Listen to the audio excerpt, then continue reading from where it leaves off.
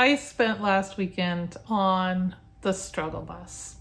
Grief hit me hard and fresh, and pretty much all of my plans just went straight out the window. It was bad. But I'm actually really proud of myself for acknowledging the emotional pain that I was going through and treating myself with the care and the compassion that I deserve. I want to share with you the 4 questions that I have been using to navigate my way through. Let's get into it. I'm Jen Tatro, and this is From Jen.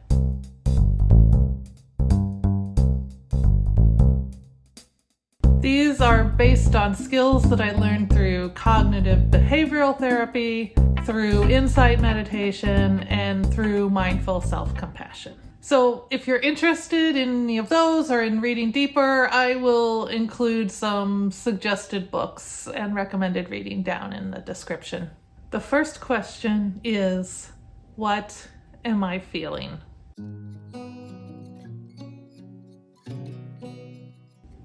I don't know about you, but I am really bad at connecting with my feelings at any given moment.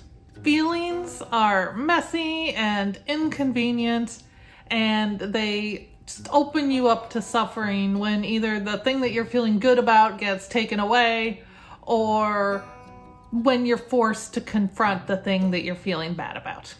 So the tendency, my tendency at least, is just to try to ignore it all.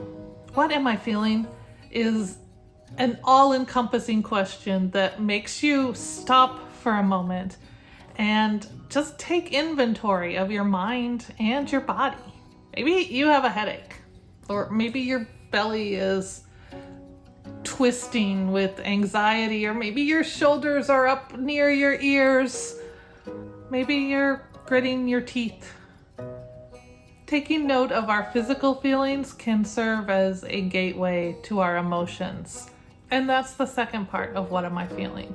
There's a technique called noting that involves simply naming the things that are going through your mind that are happening inside. Like, oh, there's sadness. There's anxiety. I'm feeling irritated. I'm feeling overstimulated. The trick is to just note and name the things that are going on instead of trying to fix them. Just touch them lightly and acknowledge that they're there. The second question I ask is, how do these feelings connect me with others? Contrary to what the voices in our heads want us to believe, we are usually not the first person in the history of ever to confront what we're confronting and feel what we're feeling. Emotions are universal and they're part of being human. Doctors Kristen Neff and Chris Germer, who came up with the mindful self-compassion framework, call this common humanity. It's a powerful way of acknowledging our feelings without putting blame on ourselves or feeling like we're unique in the world for feeling what we feel. Common humanity, or allowing our feelings to connect us with others, is a way of feeling less alone. I find it really helpful to think of specific people in my life who might have experienced something akin to what I'm going through. Now, the point of this isn't to compare and contrast, to create some sort of hierarchy of suffering. It's just to know that there's somebody else out there. And if I can't find someone in my friends or my acquaintances who has been through this thing, I widen my net to people I've read about, or to historical figures, or to ancestors. We have, all of us, a lot of ancestors, and there's a good chance that at least one of them has experienced something like what you're experiencing right now. The third question is, what do I need right now? This is the quintessential question of a mindful self-compassion practice. It's something that you can ask yourself at any time, but it's especially helpful when you're struggling. In fact, ask yourself this question twice. What do I need right now? What do I really need right now? Give the answer some time to come to you. It may be simpler than you think. You may need a nap or a glass of water. You may need to talk to a friend. You may need some time off. Or you may need a pint of ice cream and a full season of the Gilmore Girls. I am not judging. But that brings me to the final question. What can I offer myself right now?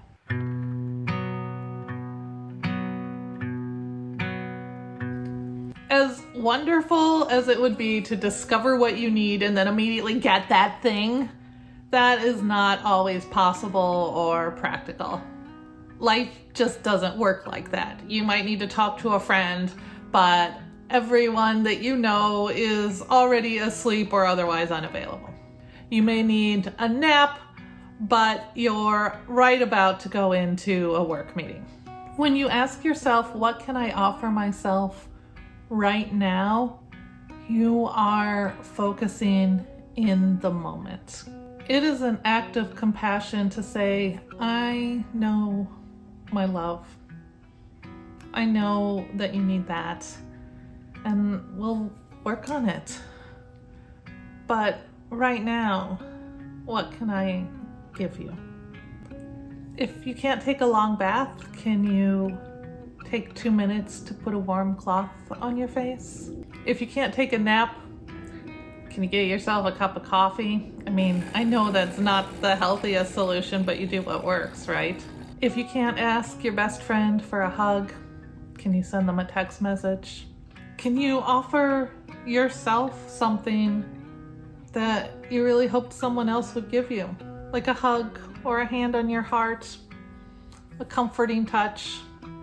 Maybe it will help to just acknowledge that this is hard. It's hard because it is. I know that these 4 questions may seem simplistic, and you may be thinking, like, Jen, be real, my problems are more difficult than that. They're not so easily solved. And believe me, I know, neither are mine. But the aim here isn't to fix what's wrong. It's to acknowledge the struggle and to place it in the moment, in this moment, and then to greet it with all of the kindness and compassion that we can muster right now. And we do that over and over and over again because right now is what we have. This moment is all that exists. I hope these questions were useful to you, and I hope that you give them a try. Until next time, I'm wishing you love and joy and all those good things, and I cannot wait to talk to you again. Hey, if you found something to relate to in this video, I invite you to come with me back to the past to this video to see me in full breakdown mode. Your life and the way that you think about your emotions and yourself can change over time.